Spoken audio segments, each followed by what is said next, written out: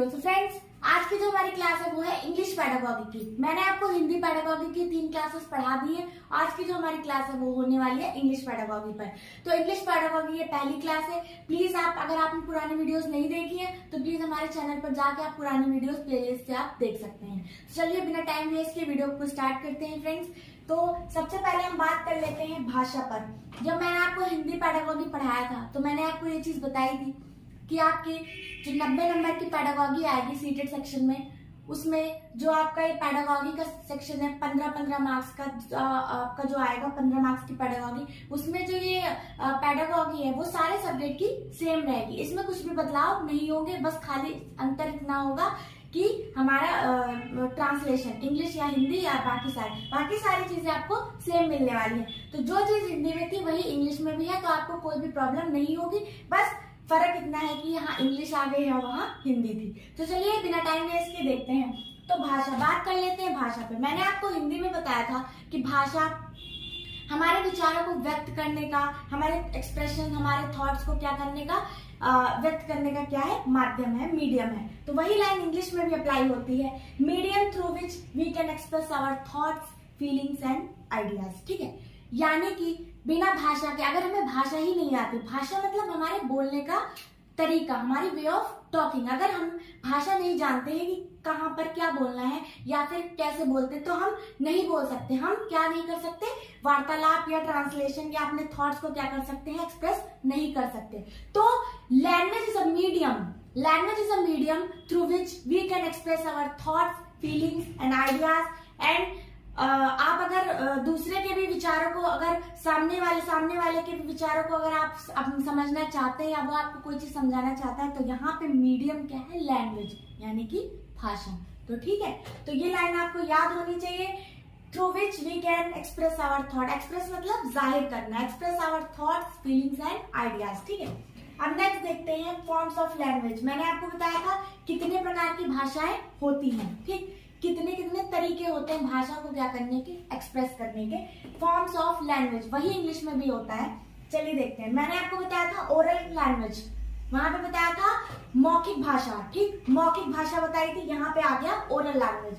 Oral language के through क्या कर सकते हैं आप, अपने विचारों को, अपनी भावनाओं को, सारी चीजें क्या कर सकते हैं, मौखिक यानी कि बता सकते हैं, मुंह से बता सकते हैं, ठीक। और सेकेंड फॉर्म क्या है, रिटन लैंग्वेज यानी कि लिखित भाषा, यानी कि आप लिख के बता सकते हैं, एक तरीका ये भी होता है। तीसरा तरीका हमारा sign language is third type of forms of language, in which मैंने आपको हिंदी में बताया था थर्ड आपका क्या है, सांकेतिक लैंग्वेज। वही मैंने यहाँ पे बताया क्या, साइन लैंग्वेज।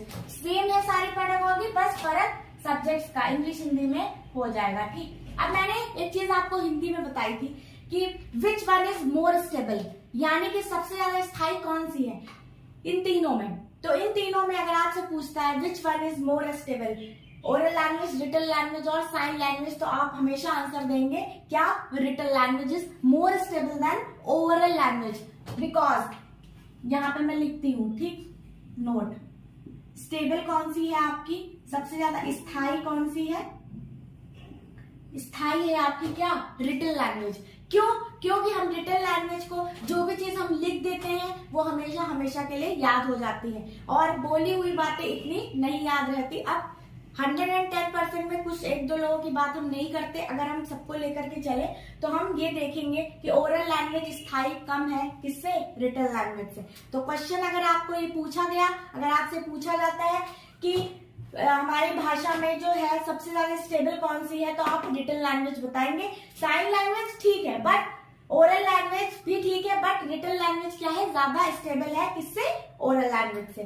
तो आप देखते हैं नेक्स्ट, ये देखिए यही पॉइंट मैंने यहाँ पे लिखा भी हुआ था, रिटन लैंग्वेज क्या है, मोर स्टेबल देन ओरल लैंग्वेज, ठीक है, यानी कि स्थायी ज्यादा है, क्या है, स्थायी है, ठीक। अब बात कर लेते हैं कैरेक्टरिस्टिक्स ऑफ लैंग्वेज, भाषा की क्या क्या खूबियां हैं, ठीक, कैरेक्टर विशेषताएं क्या क्या है इनकी, ठीक, इनकी विशेषताएं क्या क्या है, किसकी, भाषा की भी तो भाई कुछ विशेषताएं होंगी, उस पर बात कर लेते हैं।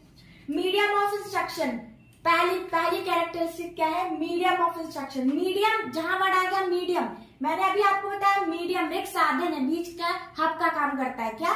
आपकी भाषा। मीडियम क्या है? मीडियम किसका? इंस्ट्रक्शन का, मीडियम ऑफ इंस्ट्रक्शन। आप अपने मीडियम यानी कि अपनी भाषा के थ्रू दूसरे को क्या कर सकते हैं? इंस्ट्रक्ट कर सकते हैं, गाइड कर सकते हैं, बता सकते हैं। तो क्या है? मीडियम ऑफ इंस्ट्रक्शन है। सेकंड क्या है? टू डिलीवर थॉट्स इजली, ठीक, टू डिलीवर थॉट्स इजली। आप भाषा के द्वारा अपने विचारों को क्या कर सकते हैं? दूसरे तक आसानी से क्या कर सकते हैं? पहुंचा सकते हैं। To deliver thought easily. Third one is language is arbitrary. Arbitrary, ये वर्ड जो है आर्बिट्री आपके सीटेड एग्जाम में जो है स्टेटमेंट के फॉर्म में, क्वेश्चन के फॉर्म में, दोनों के फॉर्म में पूछा जा चुका है कि लैंग्वेज इज आर्बिट्री और नॉट। तो लैंग्वेज इज ऑलवेज क्या है? आर्बिट्री। क्यों है? आर्बिट्री का मतलब है मनमानी। मनमानी, जी हाँ, भाषा को आप अपने मनमाने तरीके से क्या कर सकते हैं? बोल सकते हैं, ठीक। आपस में अगर आप बात कर रहे हैं तो आप भाषा को किसी भी तरीके से बोल सकते हैं, क्योंकि हमारा भारत जो है बहुभाषिता देश, यहाँ पे तरह तरह की विभिन्न भाषाएं बोली जा सकती हैं। किसी पर रोक नहीं है कि आप हिंदी बोले या आप इंग्लिश ही आपके लिए कंपलसरी है। हाँ, स्कूल कॉलेजेस की बात अलग है, बट इसीलिए लैंग्वेज क्या है? आर्बिट्री है। यानी कि हमारे इंडिया में 22 तरह की भाषाएं बोली जाती है, जिसमें से आप कोई भी भाषा आपके मन के ऊपर है, आपकी मनमानी है कि आप कोई भी भाषा किसी भी तरीके से बोल सकते हैं। और जो आप यहाँ पे बता रहे हैं क्या? Medium through which can express our thoughts and feelings, तो वो चीज यहाँ पर भी अप्लाई होती है। क्या? Language is arbitrary. जो स्टेटमेंट है, जो क्वेश्चन है, उस पर भी ये बात क्या होती है? आपकी अप्लाई होती है। Third one is language is symbolic. Symbolic कैसे? टू रिप्रेजेंट समथिंग, यानी कि आप सिंबॉलिक, यानी जैसे यहाँ मैंने बताया साइन लैंग्वेज सांकेतिक भाषा, उसी तरीके से क्या है? सिंबॉलिक, यानी कि लैंग्वेज, बिल्कुल लैंग्वेज सिंबॉलिक भी आप ये चीज इशारों में भी बता सकते हैं कि ये क्या है, ठीक। आप ये बता सकते हैं कि ये चीज क्या है, ठीक। आप इशारे से कुछ भी बता सकते हैं, तो वो आपका किसका काम करेगी? Symbolic representation. सिंबॉलिक सिंबल्स के माध्यम से भी आप चीजों को क्या कर सकते हैं? समझा सकते हैं। तो इसका एक कैरेक्टरिस्टिक ये भी है कि लैंग्वेज इज सिंबॉलिक। थर्ड देखिए क्या है, मैंने ये सारे कैरेक्टरिस्टिक्स आपको क्या कर दी है? बता दिए। अब आप एक पॉइंट यहाँ पे देखिए, ओला। मैंने आपको ओला एक्ट हिंदी में बताया था कि अनुच्छेद 321 का में इसका क्या है? वर्णन है ओला एक्ट का। ओला एक्ट के थ्रू हमारी जो है इंग्लिश क्या है? सेकेंड लैंग्वेज है इंग्लिश में। ओला का जो फुल फॉर्म है वो पूछा जाता है, एसोसिएट ऑफिशियल लैंग्वेज। इस तरह से इसको रिप्रेजेंट करते हैं, पढ़ते हैं इस तरीके से। ओला है बट एसोसिएट ऑफिशियल लैंग्वेज पढ़ते हैं। तो हमारी ओला एक्ट के थ्रू जो है हमारी जो इंग्लिश है वो कौन सी है? Second language. कौन सी है? Second language. किसके थ्रू? ओला एक्ट के थ्रू। ये आपको क्वेश्चन सीटेड एग्जाम में पूछा जाता है, पूछा जाएगा तो आप ये जवाब देंगे किस एक्ट के थ्रू हमारी इंग्लिश सेकेंड लैंग्वेज है, तो आप बताएंगे ओला एक्ट के थ्रू हमारी क्या है? इंग्लिश सेकेंड लैंग्वेज है। Second language. अब भाई मैंने आपको बताया कि भारत में कोई भी हमारी राष्ट्रभाषा नहीं है, ठीक। हमारी राष्ट्रभाषा का दर्जा भारत में किसी भी भाषा को नहीं दिया गया, क्योंकि विभिन्न प्रकार की भाषाएं हैं, तो हम किसी एक भाषा को हमारे समाज में क्या है? राष्ट्रभाषा का दर्जा नहीं दिया है। अब एनसीएफ 2005 की बात कर लेते हैं। ये देखिए मैंने यहाँ पर लिख रखा है NCF 2005। NCF 2005 national curriculum framework 2005 के तहत आपकी इंग्लिश क्या है? ग्लोबल लैंग्वेज है। English is a global language. ये स्टेटमेंट आपके सीटेड एग्जाम में पूछा जा चुका है। मैं यहाँ पे रफ करके बताती हूँ आपको। इंग्लिश क्या है आपकी? ग्लोबल लैंग्वेज, ठीक। यहाँ पे लिखती हूँ मैं NCF 2005। According to NCF 2005 English is a क्या? Global language. English is a global language. English is a global language. ये आपको पता होना चाहिए। ये सीटेट में जो है क्यों ग्लोबल लैंग्वेज है? मैंने बताया अभी 22 तरह की भाषाएं, इंग्लिश, हिंदी, मराठी, तमिल, गुजराती, पंजाबी, बहुत तरह की, तेलुगु, मराठी, तमिल, बहुत तरह की भाषाएं आपके भारत में बोली जाती हैं। इस वजह से जो है हम एनसीएफ 2005 ने इंग्लिश को क्या माना है? ग्लोबल लैंग्वेज माना है। ये स्टेटमेंट एंड क्वेश्चन आपको दोनों के फॉर्म में सीटेड एग्जाम में देखने को मिलेगा, ठीक। अब आइए अगला देखते हैं। मैंने आपको पढ़ाया था हिंदी में लैंग्वेज एक्विजिशन एंड लर्निंग, भाषा अधिगम मैंने आपको पढ़ाया था, वही यहाँ पर इंग्लिश में भी अप्लाई करते हैं। चलिए देखते हैं। लैंग्वेज एक्विजिशन यानी कि भाषा क्या? अर्जन। भाषा अर्जन। जो कि मैंने आपको क्या हिंदी में भी बताया था, ठीक। भाषा अर्जन। अब एक्वायर, एक्वाजिशन से वर्ड निकल के क्या आ रहा है, एक्वायर। एक्वायर वर्ड यानी कि जहां पे आप चीजों को क्या करते हैं, नेचुरली सीखते हैं, ठीक, एक्वायर करते हैं। भाषा अर्जन, इसको ध्यान से देखिएगा, क्वेश्चन हमेशा इस पर पूछा जाता है, ठीक। Learning language in a informal way. Learning language in a informal वे का मतलब है कि जो हम भाषा अर्जन में जो भाषा हम सीखते हैं वो क्या करते हैं, इनफॉर्मल तरीके से सीखते हैं। इनफॉर्मल मतलब you have no rules no regulations, ठीक। इनफॉर्मल मतलब इनफॉर्मल तरीका होगा, आपके कोई रूल्स कोई बाउंडेशन कोई कुछ भी किसी भी प्रकार की आपकी बंदिशें नहीं होंगी इस तरीके में, तो इसमें इनफॉर्मल वे, ठीक। किसमें, एक्वाजिशन में। एक्वाजिशन में बच्चा, अब आप इसका उदाहरण से समझेंगे तो आपको बहुत अच्छे से समझ में आने वाला है। इसका एग्जाम्पल ये है कि बच्चा जब घर में पैदा होता है, जब घर में सीखता है, सबसे पहले उस परिवार से सीखता है, तो घर में जब बच्चा रहेगा सीखेगा तो वहां पे क्या, उसके कोई रूल्स तो है नहीं, वो चीजों को क्या करता है, नेचुरली सीख रहा है, इनफॉर्मल तरीके से सीख रहा है, ठीक। अब जब बच्चा स्कूल जाएगा तो वहां पे क्या होगा, तुम्हें समय पे स्कूल आना है, तुम्हें ये क्लास करनी है, तुम्हें होमवर्क करके आना है, तुम्हें ये करना है, तो ये क्या तरीके हैं, ये फॉर्मल तरीका है। तो लर्निंग में क्या होगा, तरीका कैसा होगा आपका, फॉर्मल होगा, ठीक। अब इसका सेकंड पॉइंट देखते हैं। Learning is learn automatically without any practice, without any practice, ठीक। ऑटोमेटिकली क्या करेंगे बच्चे, क्या करेंगे, यहाँ पे सीखेंगे कैसे, और अपने आप स्वाभाविक तरीके से, नेचुरल तरीके से, इनफॉर्मल तरीके से। ये सारे वर्ड किसके लिए मैं यूज कर रही हूँ, लैंग्वेज एक्विजिशन के लिए, ठीक। तो क्या करेंगे बच्चे अपने आप स्वाभाविक तरीके से, नेचुरल तरीके से, इनफॉर्मल तरीके से क्या करेंगे, घर में सीखेंगे। तो यहाँ पे जो भाषा बच्चे सीखेंगे, जो भाषा अर्जन करेंगे, एक्वायर करेंगे अपने घर परिवार से, समाज से, वो क्या करेंगे, ऑटोमेटिकली अपने आप सीखेंगे। इसी को क्या हमने कह दिया, लैंग्वेज एक्वाजिशन, ठीक है। अब आपको समझ में आ गया होगा। अब अगला देखते हैं, लर्निंग नेटिव और a second language. Learning native और अ सेकेंड लैंग्वेज यानी कि अपनी सेकेंड लैंग्वेज या native language. Native language means मातृभाषा, घर में बोले जाने वाली भाषा, नेटिव लैंग्वेज, और सेकेंड लैंग्वेज वो जो भी सीखना चाहे, चाहे वो इंग्लिश हो, हिंदी हो। अब आप जानते हैं अगर आप हिंदी पढ़ते हैं, ठीक, और आपको इंग्लिश नहीं आती, तो आपका प्रयास क्या होता है कि आपको इंग्लिश भी आए, जिससे आप समाज में बोल पाए, बैठ पाए, बात कर पाए, किससे, इंग्लिश में। तो वही चीज यहाँ पे बोली है, लर्निंग नेटिव और अ सेकेंड लैंग्वेज, ठीक है। तो फर्स्ट आपकी लैंग्वेज आपकी मातृभाषा, और सेकेंड लैंग्वेज वो कुछ भी हो सकती है, एंड सो ऑन, चाहे वो इंग्लिश हो, हिंदी हो, मराठी हो, तेलुगु हो, या कोई भी भाषा हो, आपको पूरा अधिकार है क्या, सीखने का, ठीक है। लर्निंग नेटिव और अ सेकेंड लैंग्वेज किसमें, एक्विजिशन में। बच्चा अपने आप सीख रहा है, वो अपनी मर्जी का मालिक है, वो कुछ भी सीख सकता है। आप अपनी मर्जी के मालिक है, आप कुछ भी सीख सकते हैं इनफॉर्मल तरीके से। सीखेंगे आप फॉर्मल तरीके से, लेकिन आपको क्या है, छूट है। तो ऑटोमेटिकली यानी प्रैक्टिस, अपने आप बोलते हैं, घर में बच्चे बात करते हैं, सीखते हैं, वो क्या होती है आपकी लर्निंग एक्विजिशन। अब अनकॉन्शियस प्रोसेस, अनकॉन्शियस कोई भी दबाव नहीं है, कुछ भी नहीं है, आप अनकॉन्शियस तरीके से क्या कर रहे हैं, सारी चीजों को सीख रहे हैं, ठीक। Language is use in real conversation. Language is use in real conversation. Real conversation का मतलब क्या है, language is use in real conversation. ये वाली जो एक्वायर है आपकी लैंग्वेज एक्विजिशन है, जो आप एक्वायर कर रहे हैं, ये क्या होगी आपकी रियल कॉन्वर्सेशन में क्या होगी, यूज होगी। यानी कि जो आप घर में रियल एक दूसरे से वार्तालाप करते हैं, ठीक है, स्वाभाविक तरीके से, उसमें क्या होगी, ये यूज होगी। क्या, आप जो सीखते हैं, जो एक्वायर करते हैं, ठीक। अब आते हैं अधिगम पे, भाषा अधिगम, भाषा अधिगम, ठीक, भाषा अधिगम।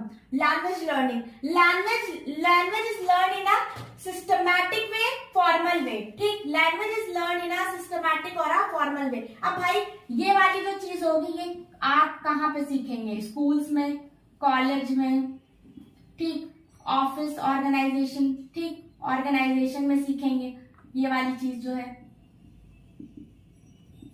तो यहाँ पे स्वाभाविक सी बात है, तरीका क्या होगा, फॉर्मल होगा, क्योंकि आप स्कूल में सीखेंगे, कॉलेज में सीखेंगे और ऑर्गेनाइजेशन या ऑफिस या फिर सोसाइटी समाज, क्योंकि वहां के भाई कुछ रूल्स है, आप घर के तरीके से आप नहीं बात कर सकते वहां पे।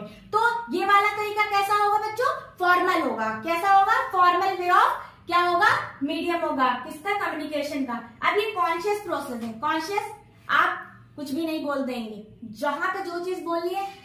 बच्चों स्कूल का उदाहरण लेते हैं एग्जाम्पल, मैम क्लास में आएंगे तो आपको उन्हें क्या करना है, खड़े होकर क्या करना है, गुड मॉर्निंग या गुड आफ्टरनून विश करना है। तो ये सारे क्या है, तरीके हैं जो कि किसमें अप्लाई होंगे, आप जो अधिगम मतलब लैंग्वेज लर्निंग मतलब आप जो सीखेंगे, जो अधिगम आप क्या करेंगे, ग्रहण करेंगे, वो सारी चीजें जो आप सीखेंगे, तो वो सीखेंगे किसके लिए, सोसाइटी के, कहाँ पे आपको क्या क्या इस्तेमाल करना है, क्या बोलना है। तो यहाँ पे क्या तरीका होगा, फॉर्मल तरीका होगा। ठीक, अब आप घर से सीख रहे हैं तो घर में आप, क्योंकि आपका पहला जो है स्कूल है वो फैमिली ही है, पहला agency, first agency is your family. So क्या है, आप वहां पे कौन सा तरीका आपका होगा, इनफॉर्मल तरीका होगा। वहां से आप सीखेंगे, फिर आप आगे बढ़ेंगे, स्टेप 2 पर जाएंगे, तो आप क्या करेंगे, अधिगम क्या करेंगे, लैंग्वेज लर्निंग करेंगे, अधिगम करेंगे। कॉन्शियस प्रोसेस होगा ही होगा, ऑब्वियस सी बात है, बताया मैंने आपको। Knowing about a language, yes. अब आप यहाँ पे क्या करेंगे, भाषा को क्या करेंगे, स्वाभाविक तरीके से, ढंग से, ठीक, क्या करेंगे, भाषा को जानेंगे। अभी तक तो आपने अपने काम चलाओ भाषा घर में बोली, इस्तेमाल करी, मुझे खाना खाना है, मुझे पानी पीना है, मुझे यहाँ जाना है, मुझे वहां जाना है। बट अब यहाँ पे आप सेकेंड स्टेप में आप क्या करेंगे, भाषा को क्या करेंगे, अच्छे तरीके से क्या करेंगे, जानेंगे कि हाँ सच में मुझे यहाँ पे ये चीज बोलनी है, ये चीज बोलनी है। कहाँ पर, ऑफिस में, ऑर्गेनाइजेशन में, कॉलेज में, स्कूल में, पर्सनल टॉक, कहाँ पे क्या चीज यूज करनी है, ये तरीका आपका क्या, किसमें आ जाएगा, लर्निंग में आ जाएगा। यहाँ पर आप रियल भाषा को क्या करेंगे, सीखेंगे। तो चलिए आप बात कर लेते हैं। अगर आपने स्क्रीनशॉट नहीं लिया तो प्लीज आप इसका स्क्रीनशॉट ले सकते हैं, जिससे आपको रिवीजन करने में बहुत अच्छे पॉइंट्स हैं ये, जो आपके एग्जाम में काफी ज्यादा आपकी हेल्प करेंगे। क्योंकि इतना भी एकदम बेकार सा पेपर नहीं सीटेट बनाता और इतना हार्ड भी नहीं बनाता। टू द पॉइंट्स आपको यहीं से मिलने वाले। लैंग्वेज एक्विजिशन और लैंग्वेज लर्निंग की बात कर ली जाए तो चलिए अब अगला देखते हैं। नॉम चॉम्स्की को देख लेते हैं एक बार। नॉम चॉम्स्की साहब जो हैं वो आपको भाषा के ऊपर क्या उन्होंने तर्क दिए, क्या बताया। तो एक क्वेश्चन मैं आपसे यहाँ पे पुटअप करती हूँ। ये क्वेश्चन आपका ये है, इसको देखिए। जो आपकी भाषाएं हैं, हमारे जो भारत में 22 भाषाएं हैं, वो कौन सी अनुसूची में, कौन से आर्टिकल में है। तो आर्टिकल नंबर 1 में क्या है, आपकी लैंग्वेज जो है, भाषाएं हैं, उनको क्या किया गया है, भाषाएं जो हैं 22 भाषाएं जो हैं उनको क्या किया गया है, बताया गया है। ठीक, बताया गया है।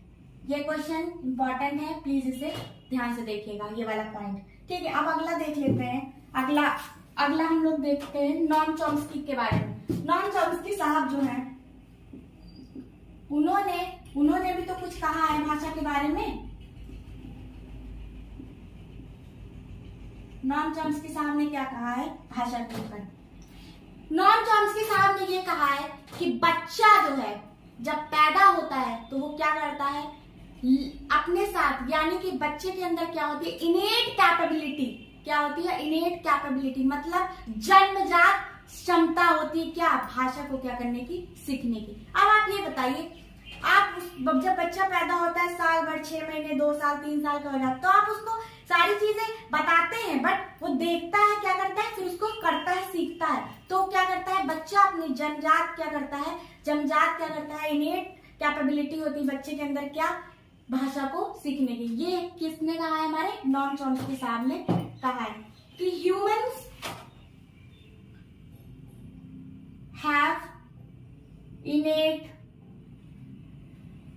हैव इनेट कैपेबिलिटी, क्या करने की, इनेट कैपेबिलिटी किसकी, टू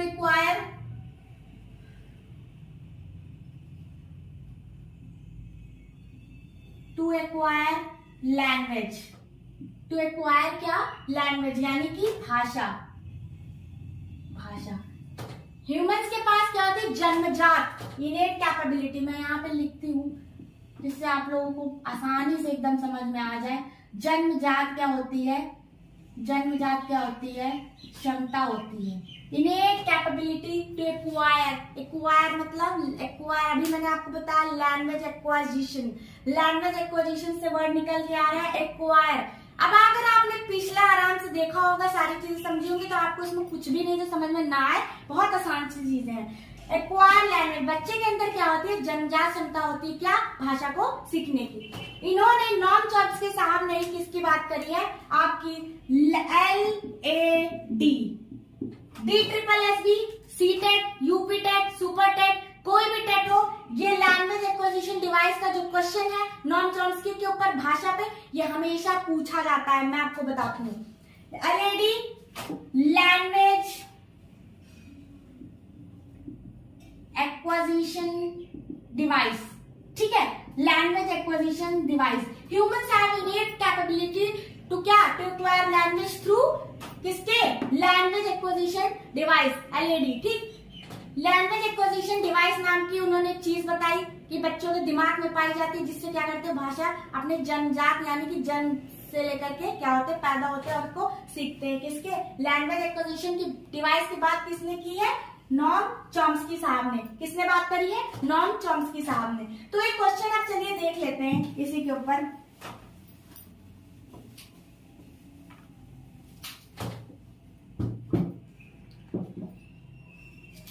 क्वेश्चन क्या है?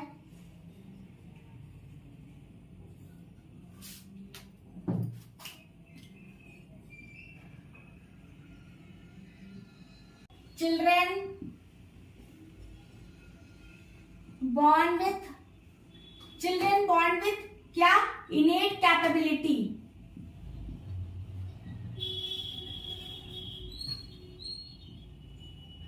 through LAD language acquisition device is given by किसने दिया है? ये आइडिया किसका है? ये आइडिया किसका है? आपको ये बताना है। तो ये किसने दिया है? ये किसके दिया है? नॉर्म चॉम्स्की साहब, ठीक। नॉर्म चॉम्स्की साहब ने क्या दिया है? ये आइडिया दिया है किसका?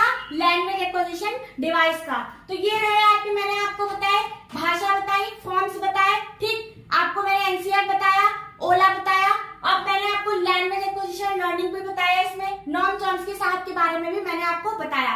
तो फ्रेंड्स, आज की वीडियो में प्लीज इतना ही। अब नेक्स्ट वीडियो में मिलती हूँ मैं इसकी इंग्लिश पेडागोगी की क्लास 2 के साथ। तो तब तक के लिए अगर आप हमारे चैनल पर नए हैं और आपको मेरी मेहनत अच्छी लगी तो प्लीज हमारे चैनल को लाइक, शेयर और सब्सक्राइब करना मत भूलिएगा। Thank you.